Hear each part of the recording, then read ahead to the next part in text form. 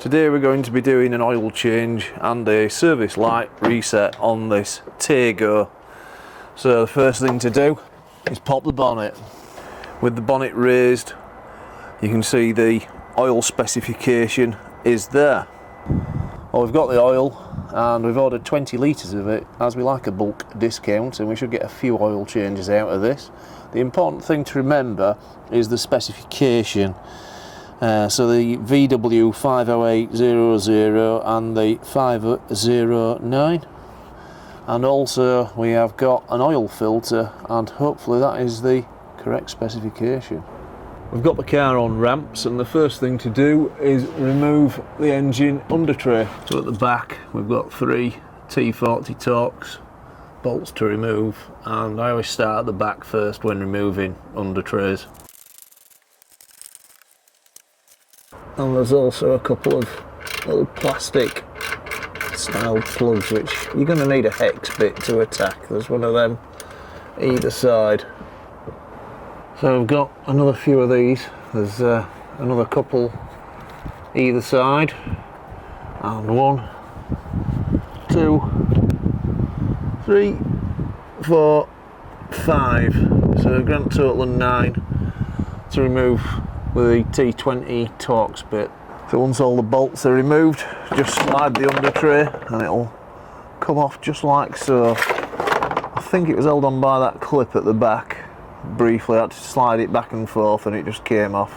So now we've got superb access to the oil filter and the drain plug. So using a 19mm socket or spanner, can loosen the engine oil drain plug. And I've got my trusty oil catch vessel to hand.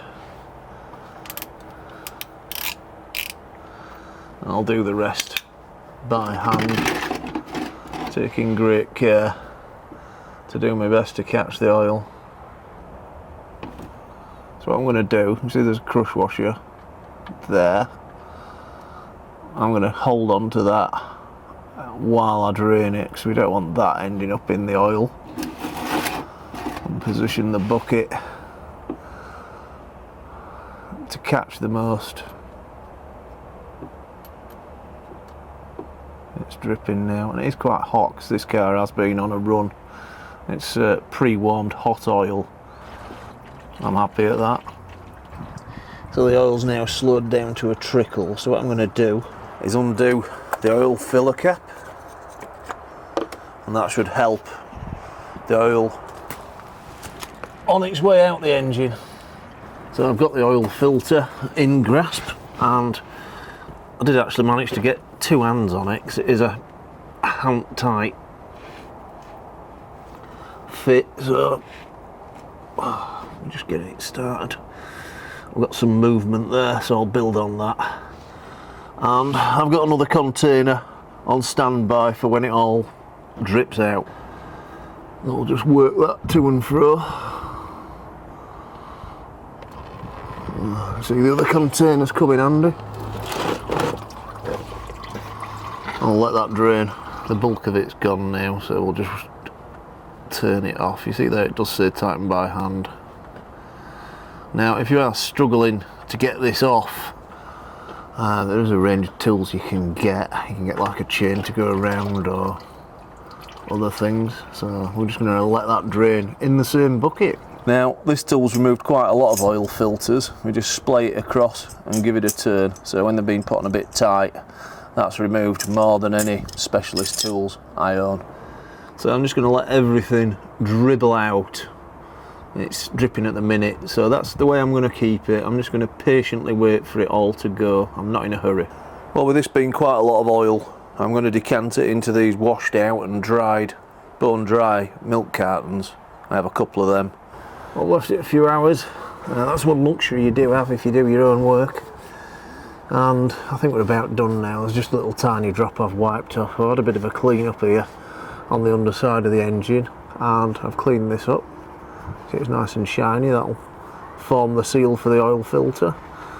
So we'll put the sump plug back in. So that's back in, so we'll give it a good wipe, and then if there are any leaks, I very much doubt they are. I've reused these crush washers time and time again and never had a problem. So this is the bit where I turn attention to the oil filter, and what we're going to do is we're going to put some oil in it.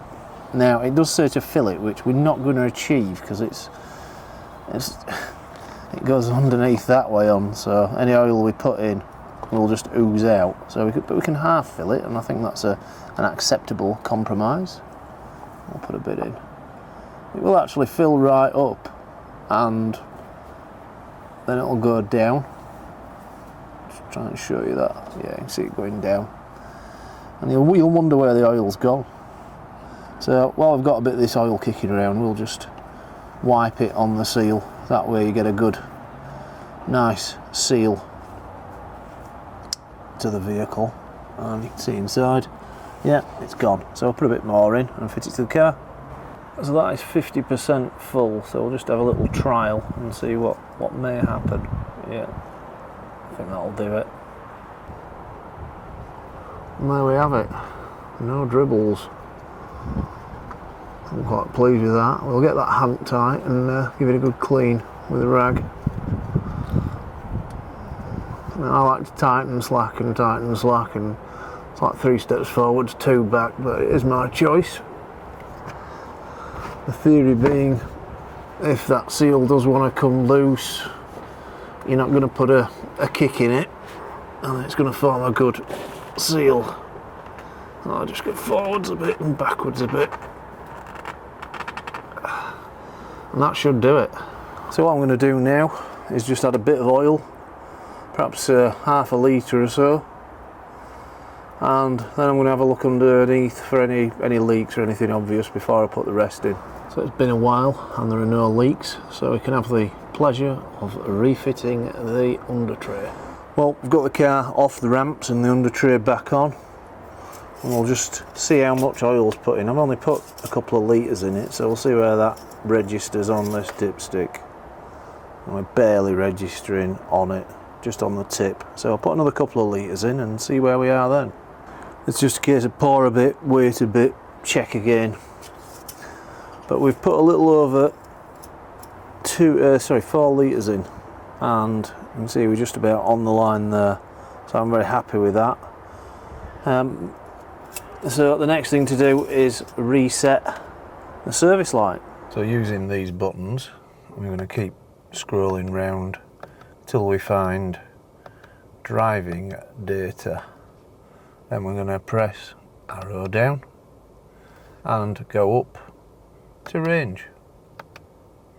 Then we're going to hold OK for 5 seconds.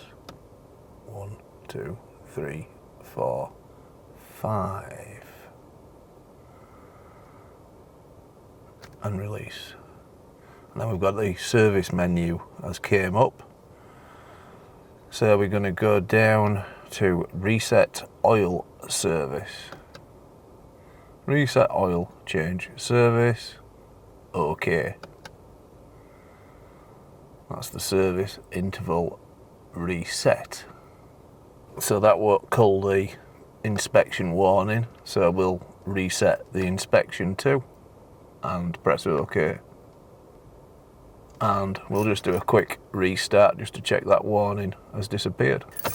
So we've waited for the vehicle to totally shut down, and we'll insert the key, and by magic the warning has disappeared. And we're going to start the engine. Many thanks for watching, and why not subscribe to learn of more low-cost repair solutions and servicing too.